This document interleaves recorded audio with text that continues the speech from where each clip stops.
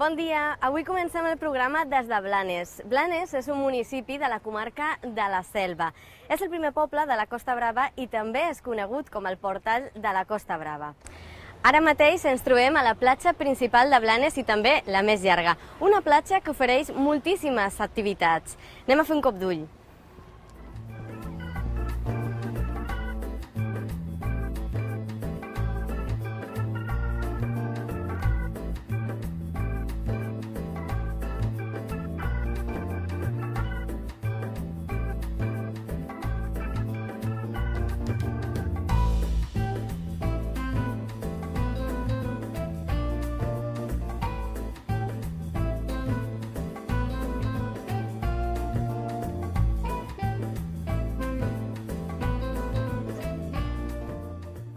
A més d'aquesta platja molt gran, Blanes compta amb unes altres platges i cales com Cala Traumal o Cala Sant Francesc, però també té unes altres cales on només es pot arribar amb barques, com aquestes. I ara us convido a descobrir una de les joies de Blanes, els jardins de Mari Murtra.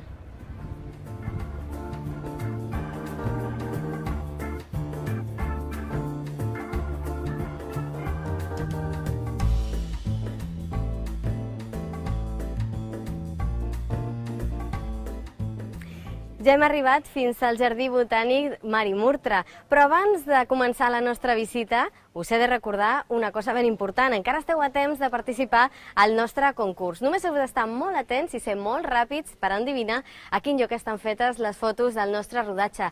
Quan més ràpids sigueu, més possibilitats tindreu de guanyar una de les rutes de l'Art del Bon Viure. I ara sí, anem a descobrir aquesta joia natural. Josep, bon dia. Hola, què tal? Benvinguts. Com Moltes esteu? gràcies. Molt bé, m'han dit que avui visitem un espai natural preciós. Doncs sí, això és una joia de la Costa Brava, justament aquí on comença la primera cala. Si vols et dono aquest molt petit bé. tríptic explicatiu i podem passar a visitar-lo. Comencem la visita?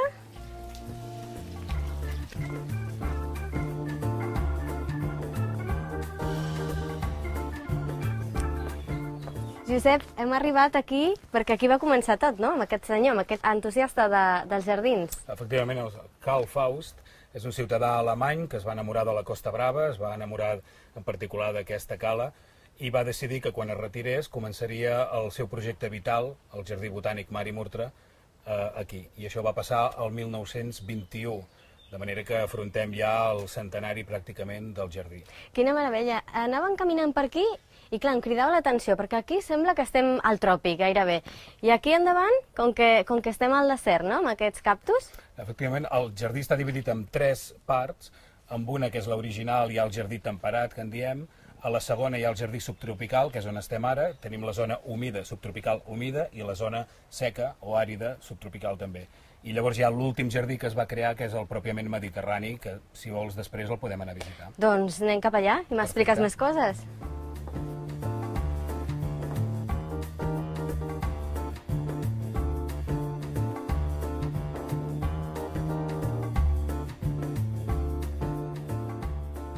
Que bonic, Josep, eh? Tenim peixos i tot. I tant. Aquests fa molts anys ja que estan amb nosaltres. Aquí la nostra idea és crear-hi també una mica d'ecosistema, incloent els animals. La majoria de la fauna del jardí és insectes, ocells, però els peixos també tenen el seu rol, no?, amb la vida d'algunes plantes, com els nenúfars. Clar que sí. Portem una estoneta, fem una passejada per aquest jardí i jo volia preguntar quina extensió té, perquè és prou gran, oi? Sí, el jardí té 4 hectàrees i mitja de jardí pròpiament dit, tot i que la finca n'ocupa 7 i mig més, que de moment està destinat a bosc. A més, he vist que hi ha moltes espècies. Teniu catalogades? Ben bé, no sabem quantes espècies tenim, però les que tenim controlades tenim al voltant d'unes 4.000. No n'hi ha gaires més, però, o sigui, com per dir-te un número amb exactitud, allò amb decimals pràcticament. Però sí que hi ha almenys 4.000 espècies que tenim controlades perquè sabem d'on venien, d'on es van comprar les llavors, si és que es van comprar en quin moment i en quin estat.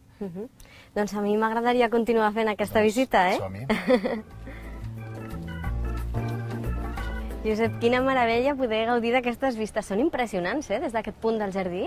Sí, la veritat és que no m'estranya gens que Karl Faust s'enamorés precisament d'aquest racó. A més, des d'aquí on estem, es pot veure des de la punta de la Tordera, o sigui, on comença... Comença la Costa Brava allà, oi? La Costa Brava comença allà és on també hi ha la divisió entre Barcelona i Girona, entre Maresme i Selva, i a l'altra banda veiem les primeres cales de Tossa, de manera que tota la selva marítima és visible des d'aquest punt on estem ara. Quina meravella. I com ho gestioneu, tot aquest jardí? Doncs el jardí pertany a la Fundació Privada Carl Faust.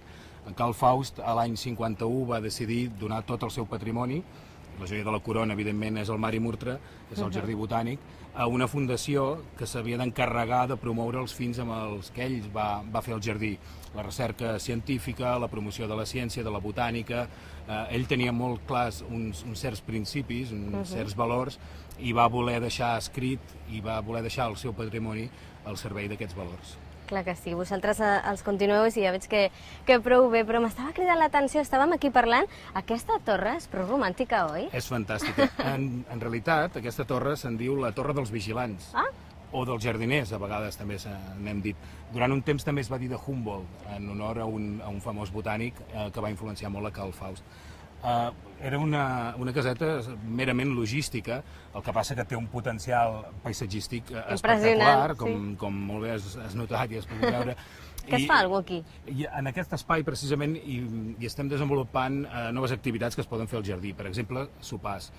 Tant aquí com a la plaça de Lloret i a la plaça de Tossa, doncs donem l'opció durant uns determinats mesos a l'estiu de poder venir i sopar. I és una experiència fantàstica en aquesta balconada, ja ho veus, a tocar de mar, literalment. No m'ho puc ni imaginar, això. Doncs continuem perquè em sembla que m'has d'explicar més coses. Molt bé, som-hi.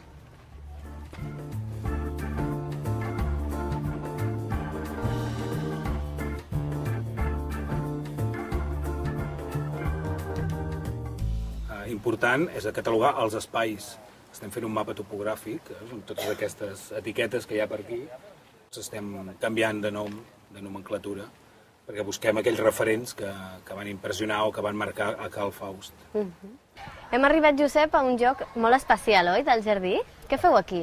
Doncs el templet de Linné, d'alguna manera, i a nivell paisatgístic, és la joia de la corona, és el que tothom vol veure, és el que ens representa a nivell iconogràfic, pràcticament, com a estampa de la Costa Brava que som.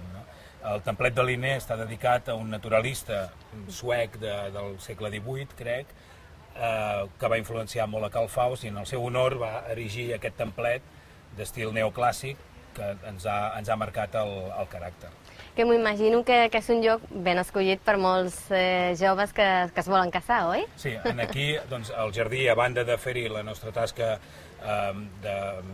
de divulgació de la ciència, de divulgació de la botànica, d'investigació fins i tot, doncs també acollim altres actes, perquè sent un lloc tan espectacular i un lloc tan especial, doncs no és estrany que moltes parelles vulguin venir-se a casar aquí, fer la baixada per les escales de Picur, casar-se aquí en el templet. Nosaltres també hi fem concerts.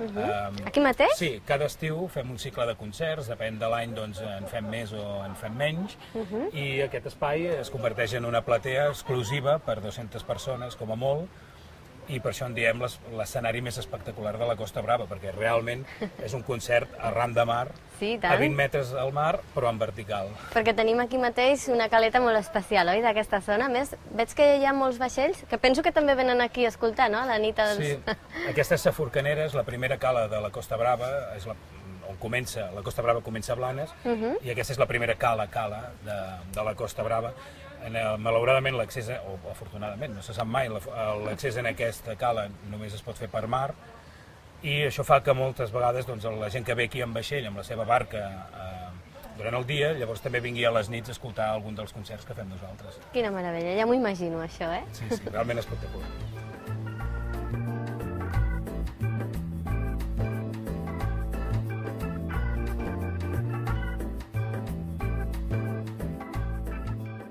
Josep, he vist que hi ha molts visitants. Hi ha gaires estrangers? Són més d'aquí de la vora? Doncs, mira, anualment ens visiten gairebé 100.000 persones. Una bona part d'ells són estrangers. Tot i així estem molt contents nosaltres perquè el públic majoritari que tenim és d'aquí, de casa nostra, gent de Catalunya que té interès per venir a veure el nostre jardí. També tenim gent de la resta de l'Estat i, evidentment, ara molts de russos, molts de francesos, europeus, etc. És una meravella, passejar per aquí. Ho és. Moltes gràcies per la visita, ens ha agradat moltíssim. Molt bé, gràcies a vosaltres. Ens veiem un altre dia.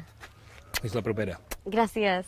Doncs després de visitar Blanes, ara marxarem a un altre punt de la comarca de la Selva. Concretament visitarem Tossa de Mar.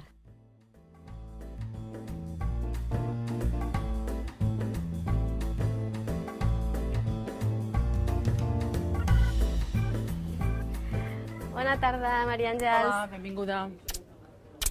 Ja està preparada la taula? Endavant, som-hi.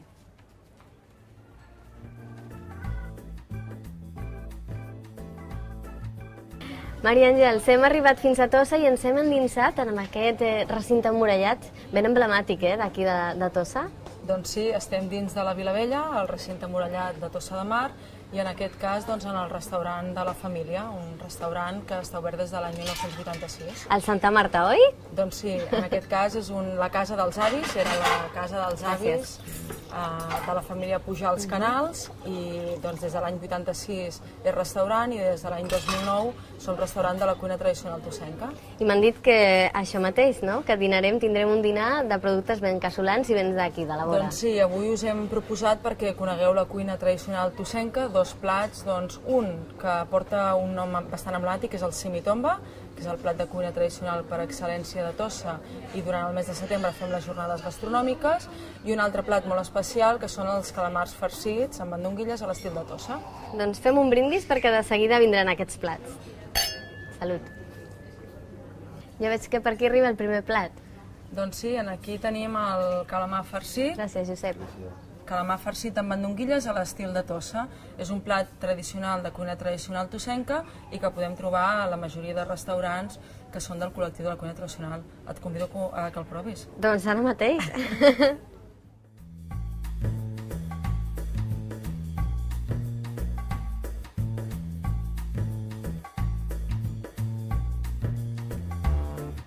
Ja ens hem acabat aquest calamar farcit que estava ben bo, Doncs estava boníssim, amb aquella carn picada.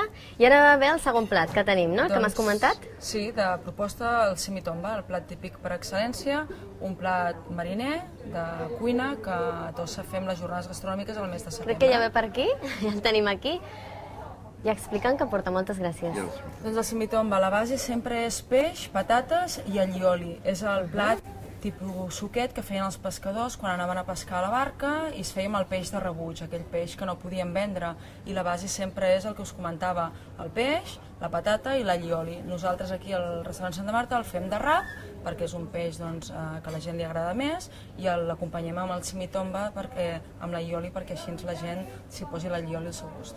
Molt bé, doncs fa molt bona pinta, Maria Àngels? Endavant. Penso que també el tastaré.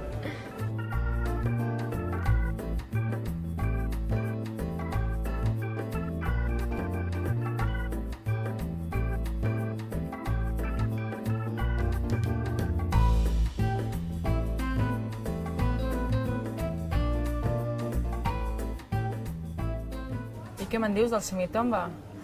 Està boníssim, Tenies raó, és un plat ben bo. Escolta, ens quedarem aquí dinant perquè aquesta tarda tenim visita per Tossa. Doncs sí, espero que acabem de disfrutar d'aquest dinar i després pugueu conèixer Tossa, la Tossa més cultural i patrimonial a través de la visita a la Vila Vella. Molt bé. Doncs moltes gràcies. Gràcies, Maria Àngels.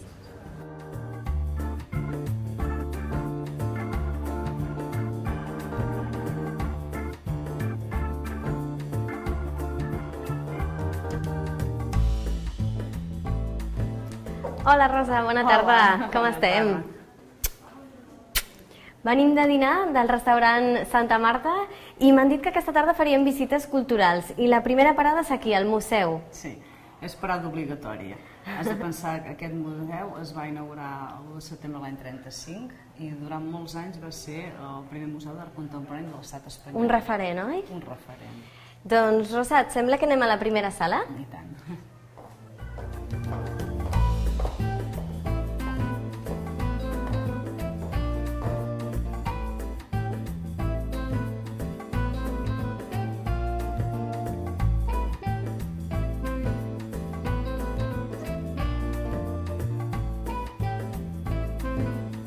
Rosa, ara mateix ens trobem a la sala dels artistes estrangers, oi? Tenim aquí davant un quadre que és ben important, oi? El quadre de Jan Metzing, es pot considerar un dels pares del cubisme. Sí, realment la història del Museu Municipal de Tossa és realment sorprenent i és preciosa. Heu de pensar que es funda l'any 35, en concret s'inaugura l'1 de setembre, i va néixer a més amb la idea de ser un museu on es mostrava la producció que es feia en aquell moment. No era un museu com un receptacle de peces que venien de lluny, no. Realment era un concepte d'art contemporani i durant molts anys va ser el primer museu d'art contemporani de l'estat espanyol. I també durant molts anys va ser l'únic museu que es podia veure un quadre d'en Marc Chagall. Que és el que anirem a veure ara. Doncs per aquí, oi? Ja hem arribat, Rosa. Aquí tenim un dels quadres més admirats al museu, oi? Sí, és un xic, per dir-ho d'alguna manera, l'estrella del museu. És el quadre de Marc Chagall, el violinista Celest. Va ser pintat l'any 34 i sabem que en Chagall va estar aquí el 33 i el 34 i va fer més d'un quadre. Però aquest és el que es va quedar a Tossa. S'ha de dir que a Marc Chagall li devem el lema turístic, que és Tossa... Això t'anava a dir.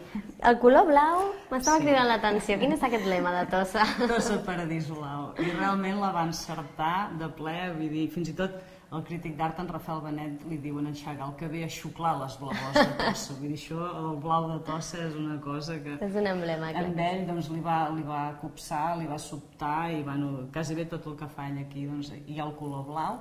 I a més hem de dir que aquest any el museu celebra 80 anys de la seva fundació i els nens de Tossa, els nens de l'escola, van fer, seguint i donant així importància al lema Tossa Paradís Blau, una exposició inspirada en el color blau. Per això veieu aquests peixets aquí i va tenir molt d'èxit. Doncs Rosa, m'acompanyes a veure la resta del museu? I tant.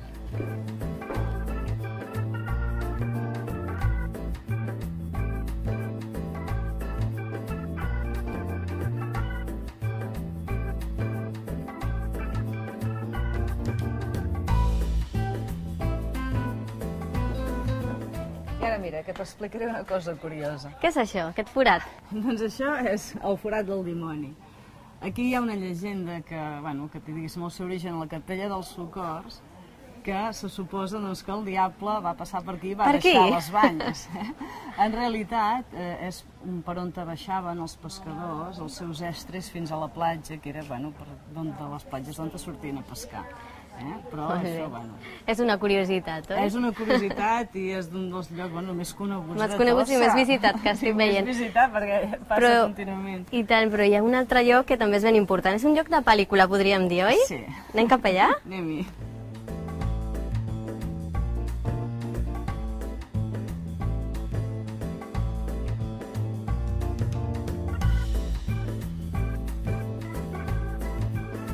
Explica'm, què va passar aquí? Es va rodar una pel·lícula important, oi? I Tossa com a protagonista. Sí, l'any 1950 a Tossa es va filmar Pandor i l'holandès Errante.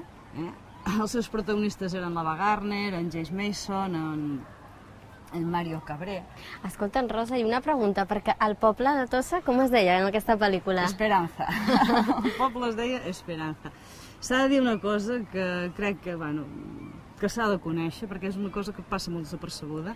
La primera imatge que es veu de la pel·lícula, de Pandor, l'holandès Errante i de Tossa en concret, és en el moment que es troba el cadàver a la platja dels dos protagonistes i com els pescadors els recullen.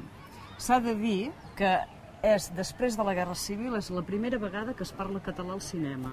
Diu que això l'Albert Lewin ho va fer expressament, conservar la llengua vernàcula, o sigui, no va traduir res, i això és una cosa que passa molt desapercebut, però l'Albert Lewin... És una curiositat important, no? Sí, ho va fer de manera a títol reivindicatiu. I és la primera vegada, després de la Guerra Civil, que es parla un altre cop català al cinema. I a més, clar, en aquest cas, era una pel·lícula de Hollywood, Doncs hem de continuar coneixent més coses de Tossa. Sí.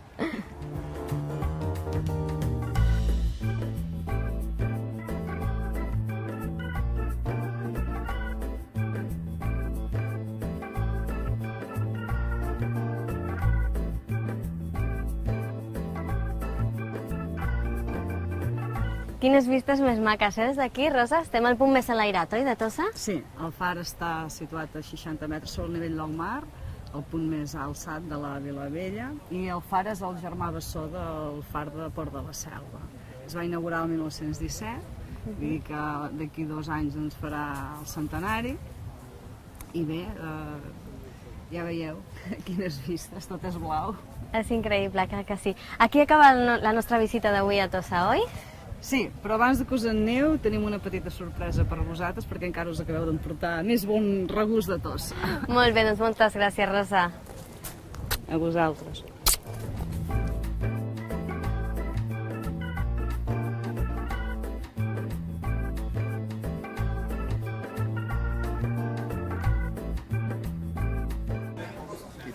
Gràcies. Alaba Garner. Molt bé, moltes gràcies. Doncs amb aquesta sorpresa tan refrescant acabem la nostra visita a Tossa i el nostre programa d'avui. Esperem que us hagin agradat les 2 visites que hem fet als poblets costaners. Ens veiem en el proper programa de l'Art del Bon Viure.